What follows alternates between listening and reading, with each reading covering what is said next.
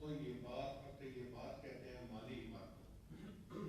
تو تین باتیں ہیں. نبی اسلام نے کہا کہ یہ تینوں عبادتیں اللہ ہی کے لیے ہیں.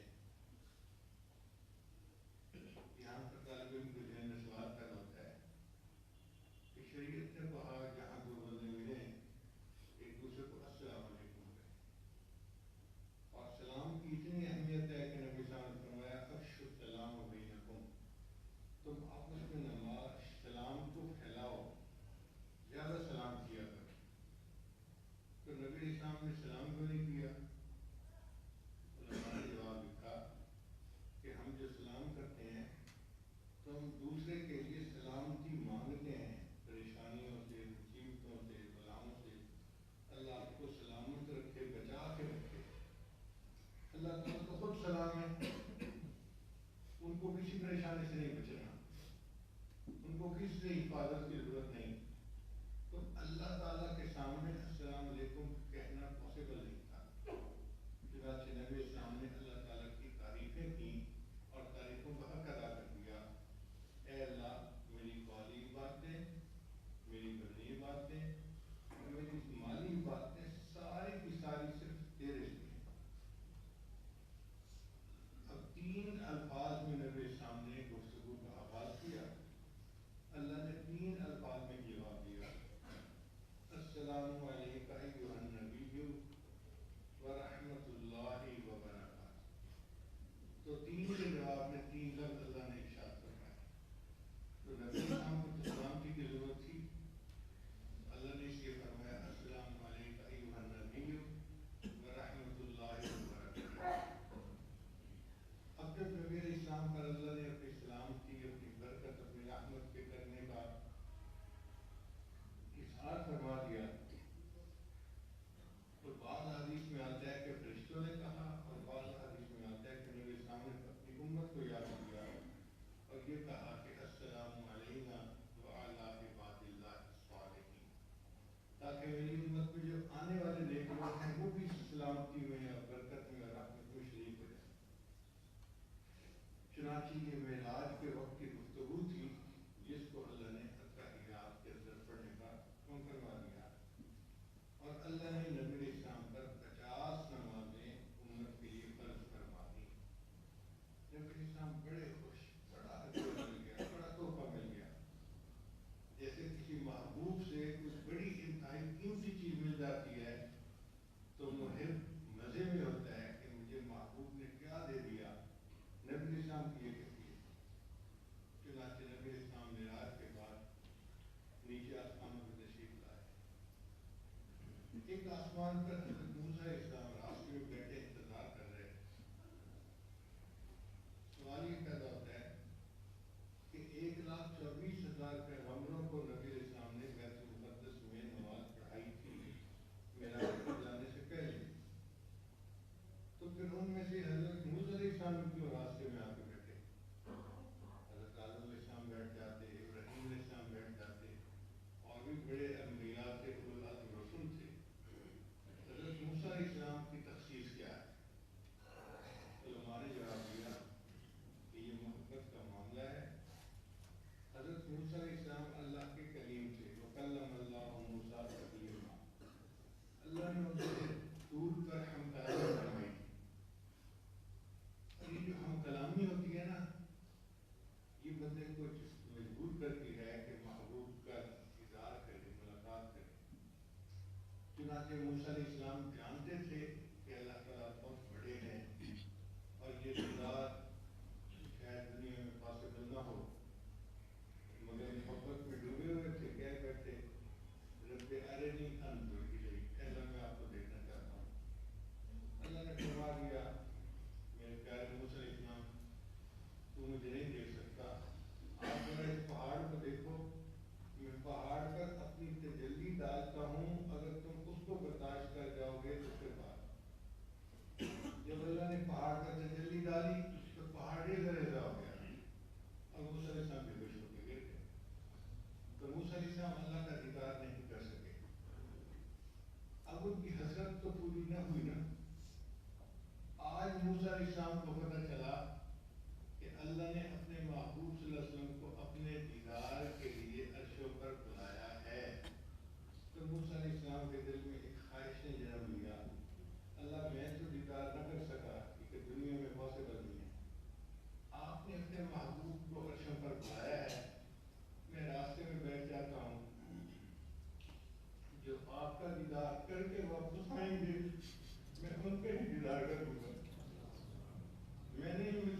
کوئی بات نہیں. آپ کے محبوب تو آپ کا دیدار کریں گے نا. جو آپ کے دیدار سے مشرف ہوں گے اللہ میں ان کا دیدار کروں گا. اللہ اکبر کبیرہ. اس لیے حضرت موسیٰ علیہ السلام راستے میں چلا رہے تھے. نبی اسلام سے ملاقات ہوئی. عرض کیا اے اللہ کے حبیب صلی اللہ علیہ وسلم آپ کو کیا ہدیہ ملا؟ نبی اسلام نے بہت خوشی بتایا کہ اللہ نے میری امت پر 50 نمازیں فرمائی. حضرت موسیٰ علیہ السلام نے عرض کیا اے اللہ کے حبیب صلی اللہ علیہ وسلم میری امت پر 2 نمازیں فرض تھیں اور ان کے لیے 2 نمازوں کا پڑھنا بھی مشکل تھا. آپ تو بہت زیادہ ہیں.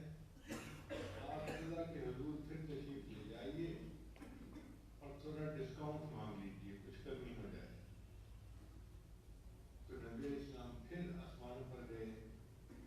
اللہ کے حضور عرض کیا اللہ نے 5 نمازیں کم کر دی, 45 ہو گئی. پھر دوبارہ گئے, پھر دوبارہ گئے, جاتے رہے, 5 نمازیں کم ہوتی نہیں. 9 دفعہ اوپر نیچے گئے, 45 نمازیں معاف, 5 نمازیں رہ گئی. اللہ نے فرما دیا میرے محبوب آپ کی امت 5 نمازیں پڑھے گی, ہم ان کے نام نماز میں 50 کا ثواب لکھیں گے. من جاء بالحسنۃ فلہ عشر امثالھا, ہم 10 گنا اجر دیں گے. یہاں طالب علم کے ذہن میں سوال پیدا ہوتا ہے کہ کیا حضرت موسیٰ علیہ السلام ہمارے آقا صلی اللہ علیہ وسلم سے زیادہ نہیں تھے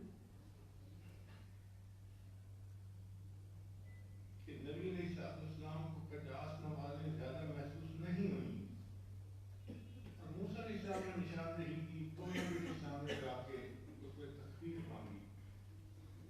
تو علماء نے جواب دیا ہے کہ ہمارے آقا صلی اللہ علیہ وسلم موسیٰ علیہ السلام سے زیادہ ذہین تھے, مگر فرق یہ تھا کہ اللہ کے حبیب صلی اللہ علیہ وسلم اس وقت اللہ کی تجلی کا مشاہدہ کر سکتے تھے. اور جب محبوب کا جمال بندہ دیکھتا ہے تو پھر اس کا دماغ جو ہوتا ہے اس کے کام نہیں کرتا, وہ محبت کے نشے میں ہوتا ہے. تو نبی علیہ السلام پر وہ جو دیدار کا نشہ تھا وہ اتنا غالب آ گیا تھا کہ اگر بالفرض اللہ 500 نمازیں بھی فرض فرما دیتے تو نبی علیہ السلام اس کو بھی قبول کر لیتے. واقعی عشق ایسی چیز ہے.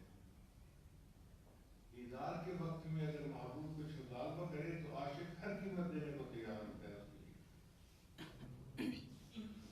اس دیدار کے نعمت کی وجہ سے محبوب کو یہ 50 نمازیں کچھ زیادہ لگی ہے.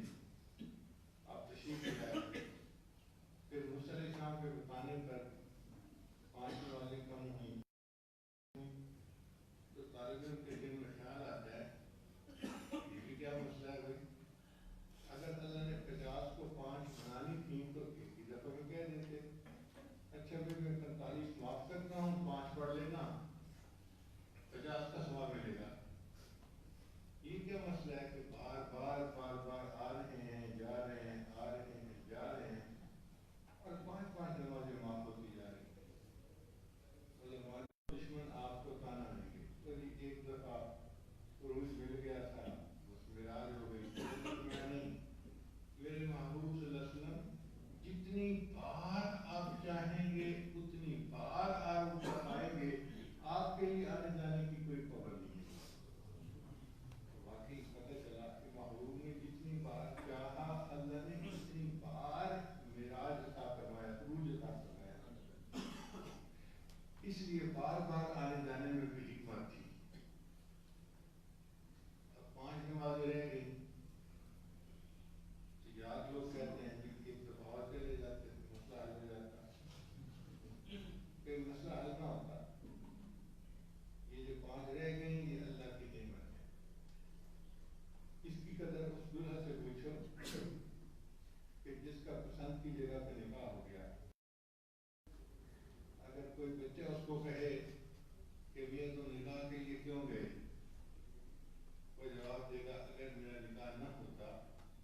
تو میں محبوب کا جلوہ کیسے دیکھتا، مجھے ملاقات وصل کیسے نصیب ہوتی۔ امام ربانی مجلد ثانیہ نے اس خطے کو اپنے مکتوبات میں کھولا ہے، وہ فرماتے ہیں کہ کوئی عمل مومن کا ایسا نہیں جو بندے کو اللہ کا دیدار کروا سکے، صرف نماز ایسا ہو تو اس کا رنگ، اس کی رہنائی، اس کا ایک ایک ریشہ اس کو نظر آ رہا ہوتا ہے، پوری خوبصورتی نظر آ رہی ہوتی ہے۔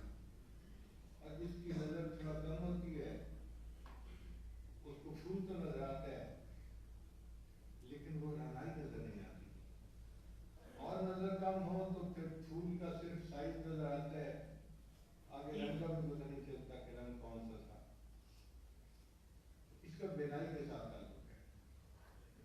تو نماز میں جتنی یکسوئی ہوگی، قیامت کے دن جنت میں بندے کی بینائی اسی قدر ہوگی، اور اتنا ہی اس کو اللہ تعالیٰ کے دیدار کا پھر مزہ اور لطف آئے گا، بغیر کسی پردے کے وہ اللہ کا دیدار کرے گا۔ دنیا میں جتنے خیالات اس کو نماز میں آتے ہوں گے، جنت میں دیدار تو ہوگا مگر اتنا ہی اللہ تعالیٰ کے چہرہ انور کے اوپر تجلیات آ جائیں گی، پردے آ جائیں گے، نورانی پردے۔ عبادت کرو کہ اللہ تمہیں دیکھ رہا ہے، محبوب تمہیں دیکھ رہا ہے، اور تم یہ عمل کر رہے ہو تاکہ تمہیں یکسوئی نصیب ہو جائے۔ تو بہرحال نماز کو اس طرح سے ادا کرنے کا ہمیں حکم ہے۔ اب ایک سوال طالب علم کے ذہن میں پیدا ہوتا ہے کہ 5 نمازیں کیوں فرض ہوئی؟ علماء نے اس کے مختلف ہیں۔ پہلا جواب علماء نے یہ دیا ہے کہ ہر انسان کو اللہ نے حواس خمسہ عطا فرمائے ہیں، 5 حصے جن کی مدد سے ہم زندگی گزارتے ہیں: دیکھنا، بولنا، سننا، چکھنا، سونگنا اور چھونا۔ یہ طالب علم پرائمری اسکول کے جو ہوتے ہیں ان کو پڑھائی جاتی ہے کہ یہ 5 حواس ہر بندے کو اللہ نے عطا کیے ہیں۔ انبیاء وجعلکم ملوکا، اے بنی اسرائیل والو، ہم نے تمہارے اندر انبیاء کو بھی بھیجا اور تمہیں بادشاہ بنایا۔ تو ملوکا کی تفسیر میں مفسرین نے لکھا ہے کہ جس بندے کے پاس 5 نعمتیں ہوں، کھانا پینا، لباس، مکان، بیوی اور سواری، یہ 5 نعمتیں پانے والا بندہ بادشاہ جیسی زندگی گزارتا ہے۔ اب غور کیجیے، ہم میں سے آج ہر بندہ بادشاہ والی زندگی گزار رہا ہے، اور عجیب بات کہ ہمارے شکوے ختم ہی نہیں ہوتے، یہ نہ ملا، وہ نہ ملا، یہ نہ ملا، وہ نہ ملا۔ ہمیں اللہ کی نعمتوں کا شکر اپنا دیدار عطا فرما دو۔ اور بعد میں فرمایا کہ اللہ نے فرمایا میرے بندو، تم دن کی ابتدا میری عبادت سے کرنا، میں سارا دن تمہارے کاموں میں تمہاری مدد کروں گا۔ لہٰذا جو بندہ فجر کی نماز ادا کرتا ہے، سارا دن اس کے کاموں میں اللہ کی مدد شامل آ جاتی ہے۔ اور بعد میں فرمایا کہ اللہ تعالیٰ نے حضرت آدم علیہ السلام کو جنت سے زمین پر اتارا تھا رات کے وقت میں، تو آدم علیہ السلام بہت غمزدہ تھے کہ جنت سے زمین، پھر ان کو بھروسہ تھا اپنے بھائیوں پہ کہ میری حفاظت کریں گے، بھائیوں نے کنویں میں ڈال دیا۔ اب جب کنویں میں ان کو ڈالا تو اس وقت 3 اندھیرے تھے، ایک رات کا اندھیرا، ایک کنویں کا اندھیرا۔ تو حضرت یوسف علیہ السلام بہت گھبرا گئے تھے، بہت گھبرا گئے تھے۔ ان کو یہ فیل ہونے لگا اب مجھے اس تاریخ خانے سے شاید کوئی نجات نہ دلا سکے۔ تو جب ان کا قلب بڑھا تو انہوں نے اللہ سے دعا مانگی کہ یا اللہ میرے قلب کو بھی ختم فرما دے، اور پوری دنیا میں جتنے لوگ قلب میں مبتلا ہیں سب کے قلب کو ختم فرما دے۔ مسلم نے لکھا ہے اللہ تعالیٰ نے یوسف علیہ السلام کی دعا کو قبول کر لیا، اسی لیے جو صبح کا وقت ہوتا ہے نا، اس وقت ہر بیمار کی بیماری بات پڑھو گے تو اللہ تمہارے قلب اور پریشانیوں کو ختم کر دے گا، اور دنیا کے جس اندھے کنویں میں تم پھنسے ہوئے ہوگے نا، تمہیں اللہ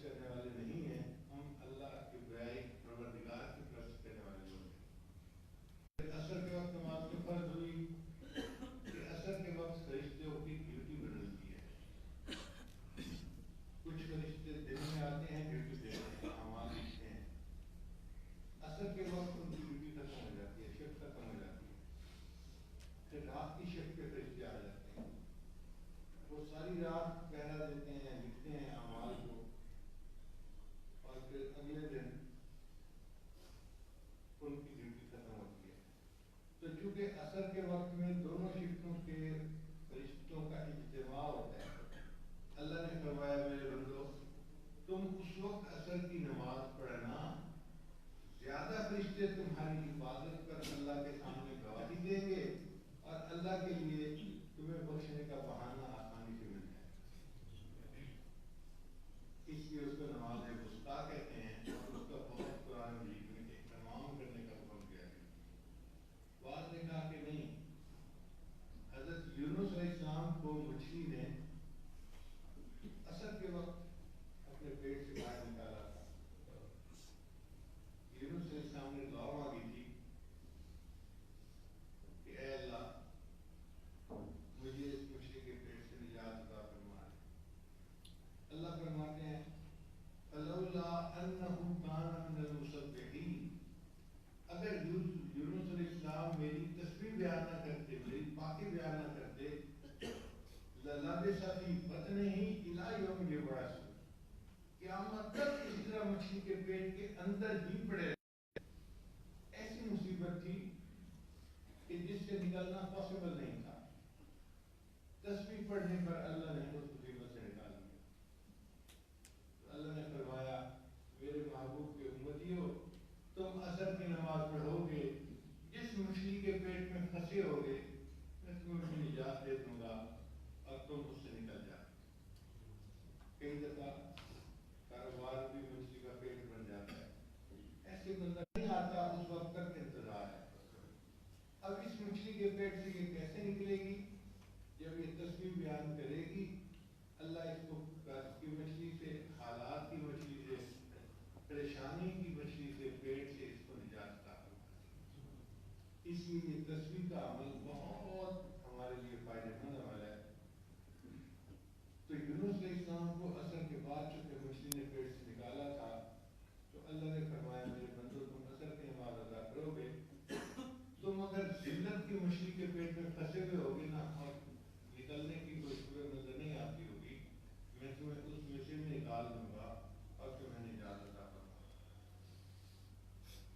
اس بات پر ہوتا ہے کہ مغرب کی نماز میں فرض کی، اللہ نے فرمایا میرے بندو تم نے سارے دن میں جو غلطیاں کوتاہیاں کی، بندے ہو نا، بالکل بنیان ہو، انسان ہو، تو اگر مغرب وقت تم نماز پڑھ لو گے تو میں تمہارے سارے دن کے کیے ہوئے گناہوں کو معاف کروا دوں گا، میں تمہاری فائل کلوز کر دوں گا، سب کچھ مٹا کے ڈیلیٹ کر کے۔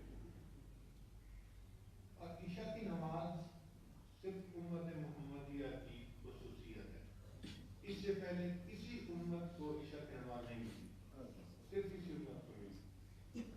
کیوں ملی؟ کہ اللہ نے اپنے محبوب صلی اللہ علیہ وسلم کو عشاء کے وقت معراج عطا فرمایا تھا۔ فرمایا میرے محبوب کی امتیو، تم عشاء کے وقت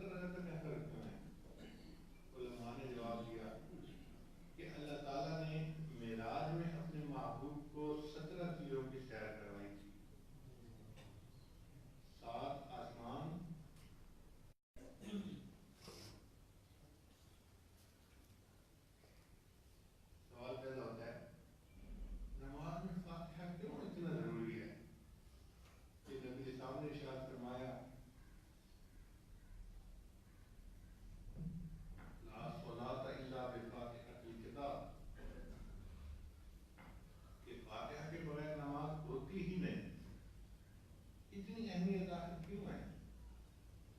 علماء نے اس کا جواب دیا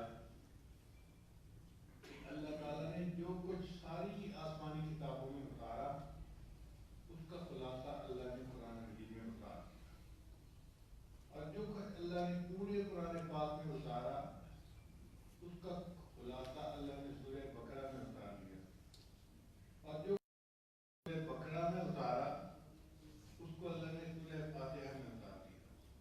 اس لیے فاتحۃ الکتاب، جیسے دروازہ ہوتا ہے نا کمرے کا، تو اللہ نے اس کو کتاب کا دروازہ بنا دیا۔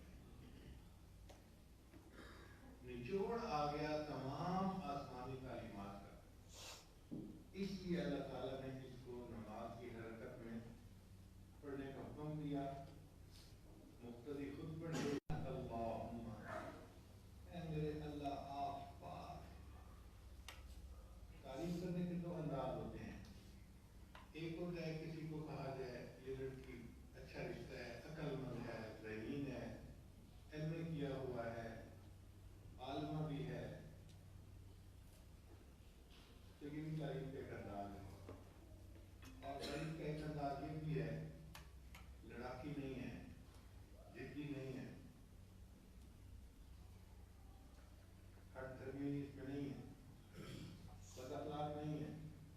اب اس میں اس کی تعریف نہیں مگر میں برائیوں کو اس سے دور کر رہا ہوں، کیا ضرب بھی نہیں ہے، بدتمیز بھی نہیں ہے، حکم فضولی کرنے والے بھی نہیں ہے، سلام بھی نہیں ہے، یہ بھی تعریف کے ایک انداز ہوتا ہے۔ تو اللہ تعالیٰ کی بھی تعریف کے دو انداز ہیں، ایک تو یہ کہ اللہ بڑے عظیم ہیں، بڑی کبریائی والے ہیں، اللہ بڑے جمیل ہیں، اللہ بڑے ستار ہیں، بڑے غفار ہیں، اللہ تعالیٰ حنان ہے، منان ہے، سبحان اللہ، اور اللہ ہر عیب سے پاک ہے۔ یوں سمجھے کہ اللہ کو مزہ آتا ہے کوئی کہے کہ اللہ آپ میں کوئی عیب ہے ہی نہیں۔ اللہ کو یہ بات اتنی اچھی لگتی ہے۔ اب اس سے ہم نے نماز کی ابتدا کی، اللہم وبحمدک، اور اللہ ساری کی ساری تعریفیں آپ کے لیے۔ سچی بات یہ ہے کہ کائنات میں کوئی بندہ کسی چیز کی بھی تعریف کرے، حقیقت میں وہ اللہ کی تعریف کر رہا ہوتا ہے۔ ہم کہتے ہیں کہ فلاں نے مکان بہت اچھا بنایا ہے، اب یہ صرف انجینئر کی تعریف نہیں، اس انجینئر کا ہوگا، اور اللہ آپ کا نام بڑی برکت والا ہے، اللہ بھی برکت والے، تبارک الذی بیدہ الملک، اور اللہ کا نام بھی برکت والا، تبارک اسم ربک، برکت والا ہے تیرے رب کا نام، اللہ کا نام بھی برکت والا، اللہ کی ذات بھی برکت والا۔ اللہ کا نام اتنی برکت والا ہے کہ بندہ ایک مرتبہ اللہ کہے، حدیث پاک میں آتا ہے اللہ تعالیٰ قیامت کو 40 سال مؤخر کر دیتے۔ اللہ تعالیٰ نے حضرت علیہ السلام کو فرمایا کہ جب تم دنیا میں کسی بندے سے میرا نام سنو تو سور جو ہے اس کے 40 سال بعد تم پھونکنا بجانا، یعنی نام میں اتنی برکت ہے کہ قیامت 40 سال ڈیلے ہو جاتی ہے، پیچھے چلی جاتی ہے۔ علماء نے لکھا اے دوست، اگر اس نام میں اتنی برکت ہے کہ قیامت جیسی مصیبت کو بھی یہ 40 سال ٹال دیتا ہے، تم اس نام کو بار بار اپنی زندگی میں لو گے، اللہ تمہاری دنیا کی چھوٹی موٹی پریشانیوں کو کیوں نہیں ٹالے گی؟ یہ نام بڑا برکت والا ہے، ہم اس کی برکتوں سے واقف نہیں ہیں۔ اس لیے اسم جو ہے نا لفظ، اس کے معنی مفسرین نے لکھے ہیں، ایک تو ہے اس کا معنی نام، بسم اللہ، اللہ کے نام کے ساتھ، اور ایک اس کا معنی ہے برکت۔ مجھے یاد ہے ہماری دادی نانی جو تھی نا، بڑی بوڑھیاں اٹھتے بیٹھتے اللہ کی برکت نال، اللہ کی برکت نال، اللہ کی برکت نال، وہ یہ الفاظ کہتی تھی۔ اس وقت وہ نہیں سمجھتے تھے، بچے کو کیا پتا تھا، اصل میں وہ بسم اللہ کہہ رہی ہوتی تھی کہ اللہ کی برکت نال۔ تو ہم بھی جب کہتے ہیں نا وہ تبارک اسم ربک، اور اللہ برکت والا ہے تیرا نام، تو واقعی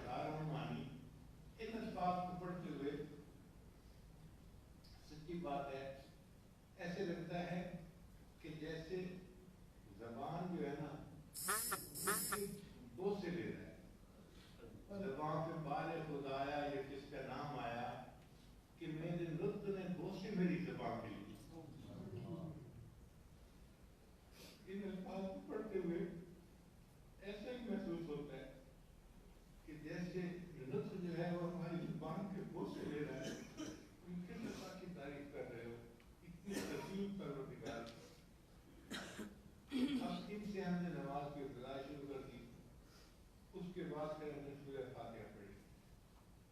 سورہ فاتحہ میں سب میں الحمدللہ رب العالمین کہ سب تعریفیں اس اللہ کے لیے ہے جو جہانوں کا پروردگار ہے.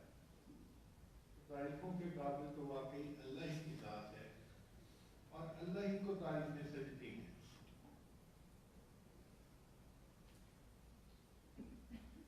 پھر فرمایا کہ اللہ آپ کی جو ربوبیت ہے وہ کیسی ہے؟ الرحمن الرحیم. اللہ آپ رحمان بھی ہیں مگر کنجوس و کھجوس ہوتے ہیں. اور بعض لوگ ہوتے پلے کچھ نہیں دریا دل ہوتے ہیں. اس کے دریا دل کا کیا فائدہ؟ جب پلے کچھ نہیں تو دریا دل کیا دکھائے گی؟ مطلب تو یہ ہے کہ جیب بھی بھری ہوئی ہو اور دریا دل کی صفت بھی ہو، دونوں صفتیں اکٹھی ہوں. تو الرحمن الرحیم یہ دونوں بتا رہے ہیں اے اللہ آپ کی رحمت کے خزانے بھی بے انتہا ہے اور آپ کی رحمت تقسیم بھی بے انتہا ہو.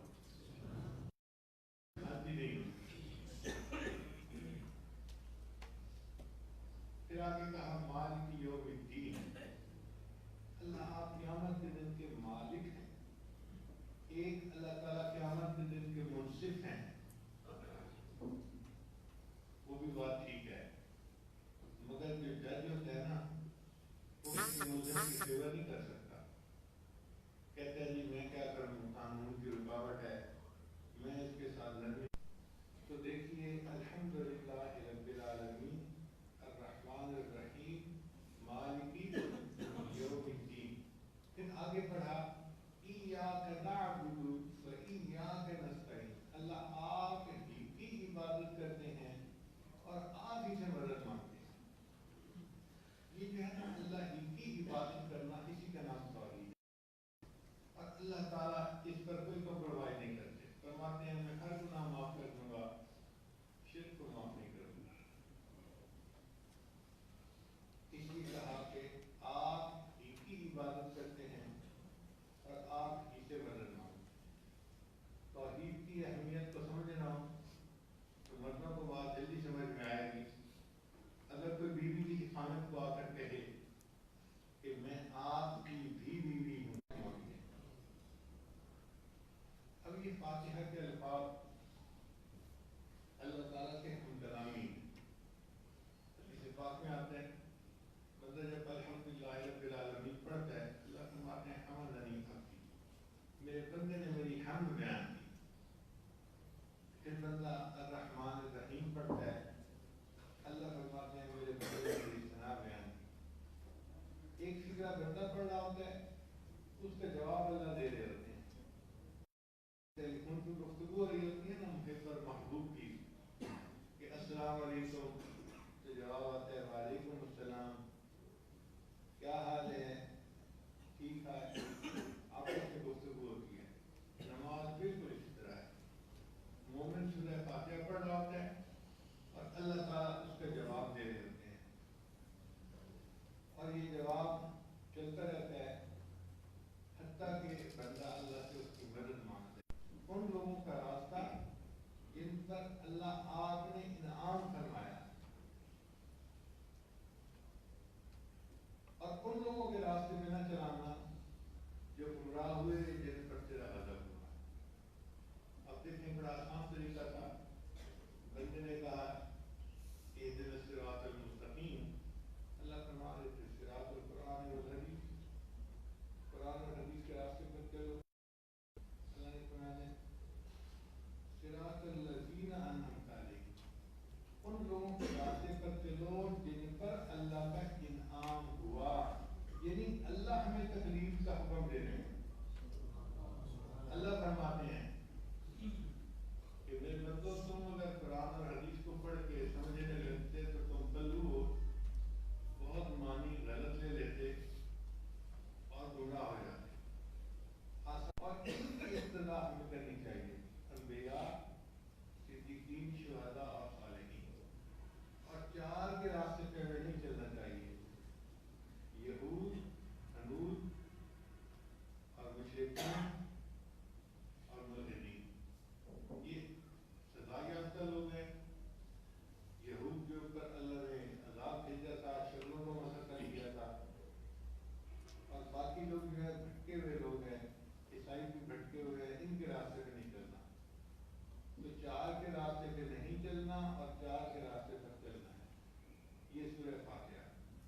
تو یہ بتائیے کتنا مزے کا مضمون ہے. اللہ نے اس کو کہا کہ ہر نماز کی رکعت میں تم اس کو پڑھو اور مجھ سے مانگو اور میں تمہیں دوں گا. اس لیے فاتحہ ہر نماز کی رکعت میں پڑھنا ضروری ہے. فرق اتنا ہے کہ کبھی اکیلا بندہ پڑھ رہا ہوتا ہے تو خود پڑھتا ہے اور جماعت کی شکل میں پڑھ رہا ہوتا ہے تو اس کی طرف سے امام پڑھ دیتا ہے. مگر پڑھنی ضروری ہے. پھر آپ یہ غور کیجیے کہ ادب کی 4 صورتیں ہیں. آپ کسی کو دیکھیں کھڑے ہو رہے ہیں، یہ بھی ادب ہے. کوئی آپ کے سامنے آئے اور آپ اس کے سامنے ذرا چھپ کے اس کو سلام کریں، اس کو رکوع کہتے ہیں. آپ کسی کے قدموں پہ ہی پڑ جائیں، یہ بھی کسی کے احترام کی ایک صورت ہے. یا آپ کسی کے سامنے تحیات میں ہو گئے تو اللہ نے فرمایا تم یہ مت سمجھو کہ تم نے ادب کا کمال حاصل کر لیا، ابھی تم نے اور اپنے سر پہ جھکانا ہے. لہذا امام کہتا ہے اللہ اکبر اور ہم رکوع میں چلے جاتے ہیں. اب رکوع میں ہم کیا پڑھتے ہیں؟ سبحان ربی العظیم. سبحان ربی العظیم کیوں پڑھتے ہیں؟ قرآن مجید میں اللہ نے اپنے محبوب کو 2 حکم دیے تھے. ایک حکم دیا تھا فسبح باسم ربک العظیم، میرے محبوب اللہ کی تسبیح سبحان ربی العظیم پڑھتے ہیں.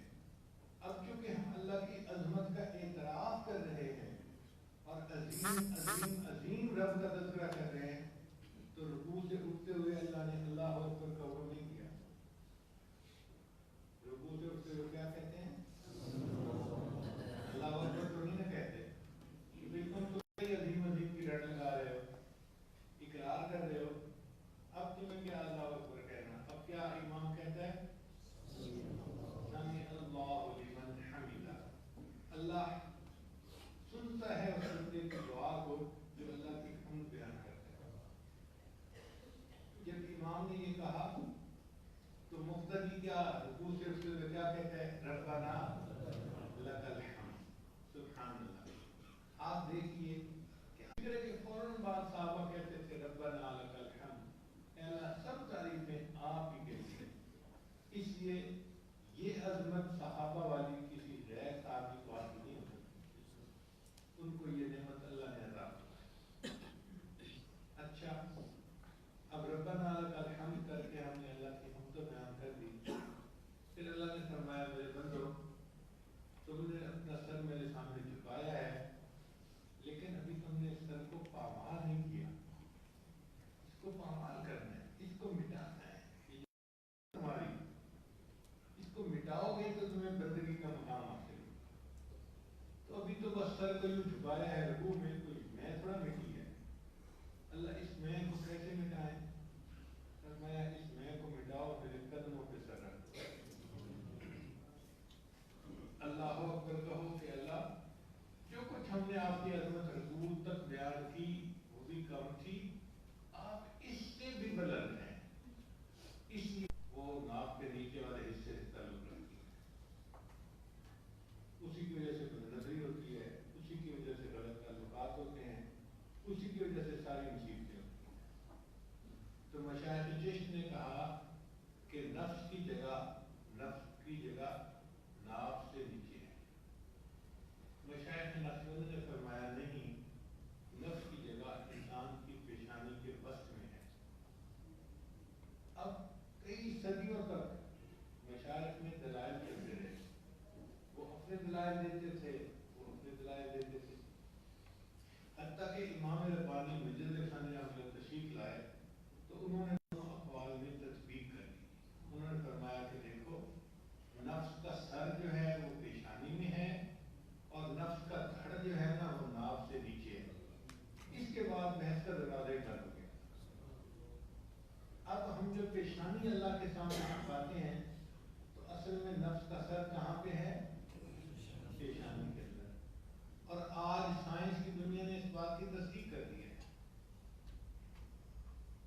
وہ کیسے؟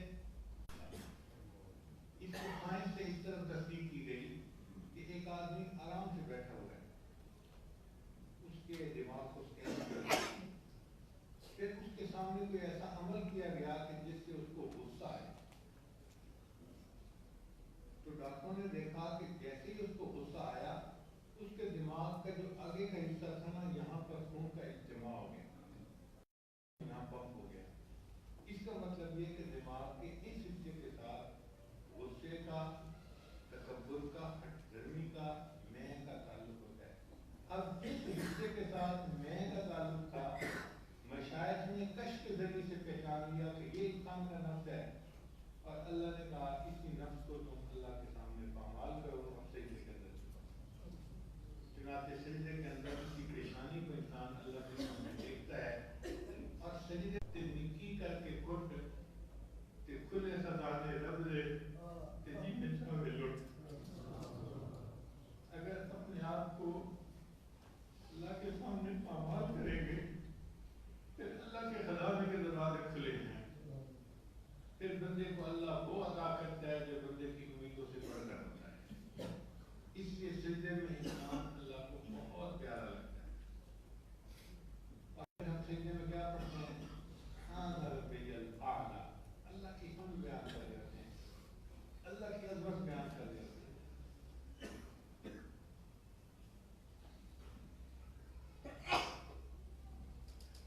ہم تو 3 دفعہ پڑھتے ہیں سجدے میں سبحان ربی الاعلیٰ اور بیان چڑھاتے ہیں، لیکن ہم نے مشائخ کے بارے میں کتابوں میں پڑھا پوری رات سجدے میں گزار دیتے۔ میرے آقا صلی اللہ علیہ وسلم آدمی کو نجات، ایک سجدہ انسان محبت کا اللہ کے سامنے کر لے، اللہ جگہ جگہ اس کو سجدہ کرنے سے محفوظ فرما لے۔ علامہ اقبال فرماتے ہیں سنی نہ مصر فلسطین میں وہ اذاں میں نے دیا تھا جس نے پہاڑوں کو راشع سیماب، سیماب کہتے ہیں پارے کو، اور پارے کی یہ صفت ہے کہ وہ ہر وقت کھراتا رہتا ہے، کانپتا رہتا ہے، رکتا نہیں ہے۔ تو علامہ اقبال فرماتے ہیں کہ میں نے مصر اور فلسطین میں وہ اذان سنی کہ جس اذان کو سن کر پہاڑ بھی محبت کے ساتھ، یہ مرغے کی طرح ٹکرے لگانے کا کیا فائدہ؟ کاش کہ ہمیں محبت سے سجدہ کرنا نصیب ہو جائے۔ عجیب مضمون کہا ہے، میں نے پلکوں سے تیرے یار میں دستک دی ہے۔ پلکوں سے جو آنسو گرتے ہیں نا، تو آنسو تو ٹپ ٹپ کے رہے ہوتے ہیں، وہ کہتے ہیں اصل میں یار کے دروازے پر یہ تھپ تھپ ہو رہی ہوتی ہے کہ جیسے دروازہ کوئی کھٹکھٹا رہا ہے، دروازہ کھولو۔ میں نے پلکوں سے تیرے یار پہ دستک دی ہے، میں وہ سائل ہوں جسے کوئی صدا یاد نہیں۔ سجدوں کی کیا حالت ہے؟ شاعر نے کہا بزمین کیوں سجدہ کردم زمین ندا برآمد، کہ میں نے زمین پہ جو سجدہ کیا تو زمین سے یہ آواز آئی کہ مرا خراب کر دی تو بس سجدہ رعائی، اور رعا کے سجدہ کرنے والے تو نے مجھے بھی خراب کر ڈالا۔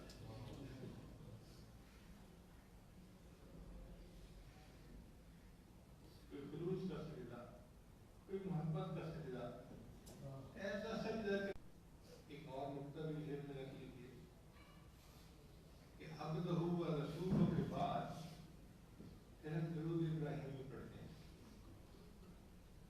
کہ درود ابراہیمی پڑھنے کا کیا فائدہ؟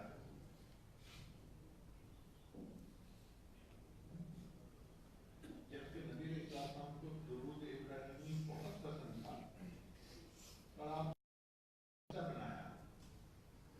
میں بہت چھوٹا تھا، 3 سال کی عمر تھی جب والدہ نے نماز پڑھنی سکھائی، پھر میں نے اپنے استاد سے اس کا ترجمہ سیکھا۔ اس وقت عمر 4 یا 5 سال ہوگی، تو میں نے اپنے استاد سے یہ سوال کیا کہ درود ابراہیمی میں جو دعا مانگتے ہیں کہ اللہ نبی علیہ السلام کو اور ان کی آل کو، کہ وہ کیا کمی تھی جس کے پورے ہونے کی نبی علیہ السلام تمنا کرتے تھے اور اس کے لیے دوشری بنایا گیا، جیسے ان کو برکتیں عطا فرمائیں ابراہیم علیہ السلام اور ان کی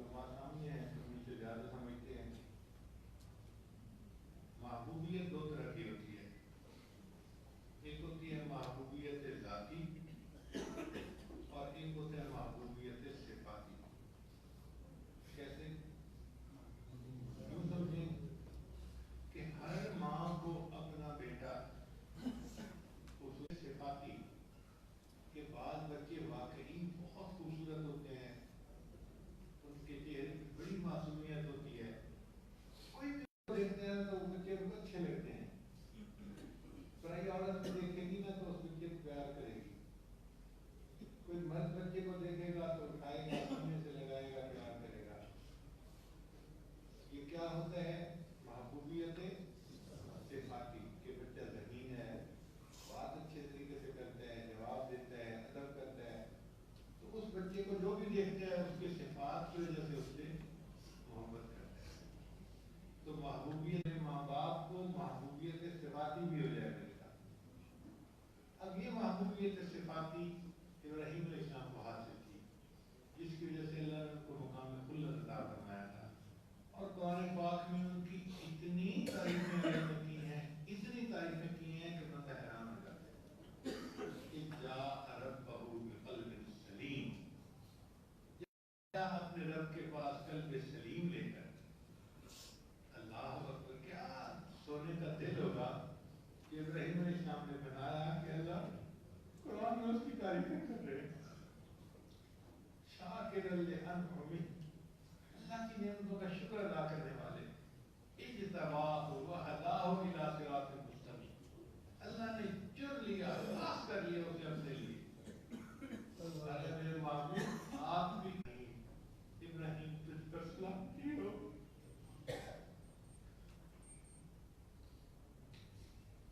ابراہیم تو جیتا ہے. ہماری زبان اس کا ترجمہ یہ بنے گا. اب جیسے کسی بچے سے خوش ہو جائے نا تو اور دعا دیتی ہے، اے بیٹے تو جیتا رہے، سلام علی ابراہیم. بالکل نہیں مانے گا، ابراہیم تو جیتا رہے، تم نے کتنی بڑی قربانی دی. اللہ فرماتے ہیں پھر ہم نے اس قربانی کو بعد میں آنے والوں کے لیے بھی جاری کر دیا. وَتَرَكْنَا عَلَيْهِ فِي الْآخِرِينَ سلام علی ابراہیم. تو ابراہیم علیہ السلام سے اللہ کو جو تعلق تھا ابراہیم علیہ السلام علی محمد وعلی آل محمد کما بارکت علی ابراہیم وعلی آل ابراہیم انک حمید مجید. تو یہ اصل میں نبی علیہ السلام اس کمال کو پسند کرنا چاہتے تھے. یعنی نبی علیہ السلام چاہتے تھے کہ میری حقیقت محمدی جو ہے وہ حقیقت احمدی کے ساتھ متصل ہو جائے. محمد اس دنیا میں تھا، آخرت میں آپ کا نام احمد ہوگا. تو نبی علیہ السلام کی حقیقت کے دو پہلو ہیں، ایک ہے حقیقت محمدی اور ایک ہے حقیقت. جو حقیقت محمدی تھی وہ تمنا کرتی تھی کیا میں اللہ کا شکر گزار بندہ کیوں نہ بن جاؤں. اللہ نے تو گناہوں کے معاف ہونے کا وعدہ فرما دیا. تو نبی علیہ السلام فرماتے ہیں افلا اکون عبدا شکورا، کیا میں اللہ کا شکر گزار بندہ نہ بنوں. 1000 سال کے بعد حقیقت محمدی کو عروج حاصل ہوا اور وہ حقیقت احمدی کے ساتھ متصل ہوا. اب نبی اسلام کی دونوں حقیقتیں ایک ہیں. آپ کو اللہ نے محبوبیت ذاتی بھی دی ہے اور آپ کو اللہ نے محبوبیت صفاتی بھی دی ہے. اور یہ محبوبیت صفاتی دنیا میں مل سکتی تھی اور نہیں. دنیا ہی ہے جس میں انسان اعمال کرے تو اس کو اللہ تعالیٰ روحانی ترقی عطا فرماتے ہیں. تو اس لیے درود شریف آ گئی. اب درود شریف کے بعد پھر دعا سکھائی گئی. تو دیکھو کتنی خوبصورت دعا. رب اجعلنی مقیم الصلاۃ ومن ذریتی ربنا وتقبل دعا ربنا اغفر لی ولوالدی وللمؤمنین یوم یقوم الحساب. اب آپ سبحانک اللہم سے لے کے یوم یقوم تک پہنچا دیں. نبی اسلام نماز کے وقت کا انتظار کیا کرتے تھے. صبح پڑھتے تھے نماز، ظہر کا انتظار، ظہر پڑھتے تھے عصر کا انتظار، عصر پڑھتے تھے مغرب کا انتظار، مغرب کا انتظار. مومن یہ تو نماز پڑھ رہا ہوتا ہے، یہ نماز کا انتظار کر رہا ہوتا ہے. اور واقعی یہ نماز اتنی اعلیٰ عبادت ہے کہ جو نماز سے ملتا ہے وہ کسی اور نماز سے نہیں مل سکتا، کسی اور عمل سے نہیں مل سکتا. امام رحمانی میں جو خانی رحمۃ اللہ اپنے مکتوبات میں لکھتے ہیں کہ جو لوگ قوالیاں سنتے ہیں اور مست ہوتے ہیں اور بھیڑیں ڈالتے ہیں، مجھے بھی صحابہ جیسی نماز پڑھنا سکھا. تو شاید کوئی شہید رحمۃ اللہ علیہ نے رات کو ان کی چارپائی اپنی چارپائی کے قریب لگوا دی. تہجد کے وقت پوچھا اس کبھی اٹھ کے جاؤ وضو کر کے آؤ. وہ کہتے ہیں کہ میں گیا اور وضو کر کے آیا. پوچھا وضو کر لیا؟ حضرت وضو کر لیا. تو فرمایا اچھا اللہ کے لیے 2 رکعت پڑھ لو. وہ فرماتے ہیں کہ شاہ سید احمد شہید نے یہ جو لفظ کہا نا کہ اللہ کے لیے 2 رکعت پڑھ لو، اس نے میرے دل کا تالا ہی کھول دیا. میں نماز میں کھڑا ہوا، میرے ہاتھ پورے کھمتے تھے. اللہ کا عشق جو ہے وہ ہماری نماز کا امام ہو کہ نماز ہو.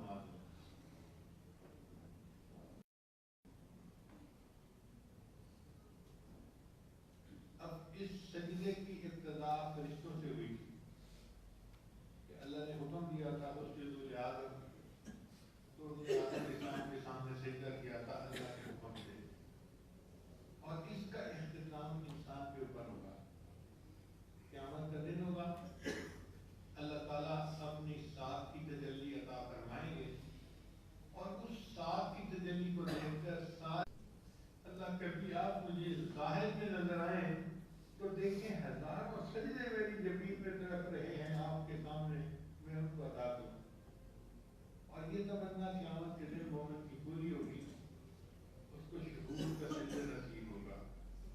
کتنے خوش نصیب ہوں گے وہ لوگ جن کو اللہ تعالیٰ یہ نعمت قیامت کے دن عطا فرمائیں گے اور وہ اللہ کے سامنے اس حال میں سجدہ کریں گے کہ ان کو اللہ کی تجلی نصیب ہو رہی ہو.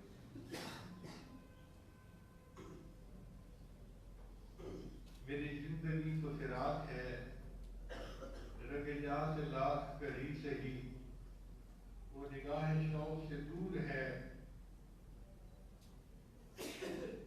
رگ جا سے لاکھ قریب سے ہی.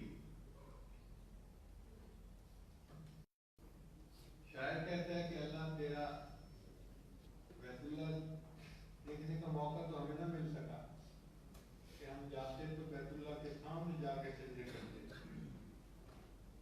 چلے ہم کہیں سجدہ کر لیتے ہیں. تیرا درد تو ہم کو نہ مل سکا تیری راہ گزر کی زمین سے ہی. تیرا درد تو ہم کو نہ مل سکا تیری راہ گزر کی زمین سے ہی. ہمیں سر حشر ہو ہمیں انتظار قبول ہے. وہ کبھی ملے وہ کہیں ملے، وہ کبھی صحیح وہ کہیں صحیح.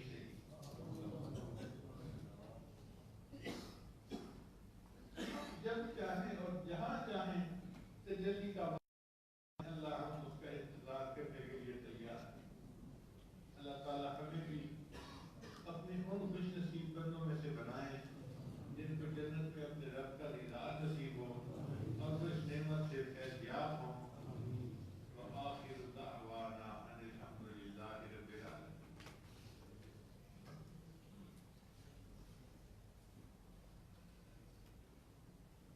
دعا سے پہلے توبہ کے کلمات ہم پڑھیں گے. والبعث بعد الموت آمنت باللہ کما ہوا بأسمائہ وصفاتہ وقبلت جميع احکامہ اقرار باللسان وتصدیق بالقلب. اشهد ان لا اله الا اللہ واشهد ان محمدا عبدہ ورسولہ. استغفر اللہ ربی من کل ذنب. جو رکوع ہے وہ ہاتھ کی شکل رکھتی ہے، ایسے ہی بناتے ہیں جیسے رکوع ہوتا ہے. اور جو سجدہ ہے وہ